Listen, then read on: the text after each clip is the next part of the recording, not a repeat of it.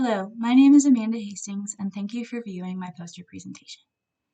Climate warming, drought events, and extreme weather have promoted increases in wildfire activity across Western North American landscapes. With projected changes in climate and associated shifts in disturbance regimes, it is imperative we assess the resilience of our forested ecosystems. Resilience is defined as an ecosystem's ability to recover from a disturbance to a state that is similar in function or structure to the pre-disturbance state. When resilience is overcome, ecosystem conversion is implied and suggests enduring changes to dominant species and functions, thus impacting ecosystem services.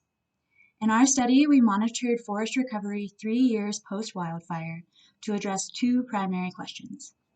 A, how are different tree species regenerating across 3 different forest types at low and high burn severities? And B, how does understory vegetation cover vary with burn severity within different forest types? The Spring Creek Fire burned approximately 108,000 acres in 2018 in the Sangre de Cristo Range of southern Colorado. The fire burned across an elevational gradient characteristic of forests in the area, roughly 2,100 to 3,500 meters in elevation. We established 35 sites within the burn perimeter that burned at either low or high severity within 3 different forest types. 1, lower montane, dominated by ponderosa pine and Douglas fir. 2, upper montane, dominated by lodgepole pine and aspen. And 3, subalpine, dominated by subalpine fir, Engelmann spruce, and bristlecone pine. At each site, we collected data pertaining to topography, forest structure, seedling regeneration, and understory cover. For the sake of time, I'm going to focus on the results related to tree regeneration. Tree seedling cover was influenced by forest type but not burn severity.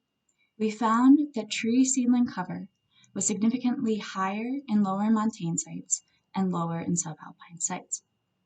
This pattern was likely driven by the densities of deciduous species such as gamble oak, New Mexican locust, and aspen, given that the same pattern and influence by forest type was observed when looking at deciduous densities alone.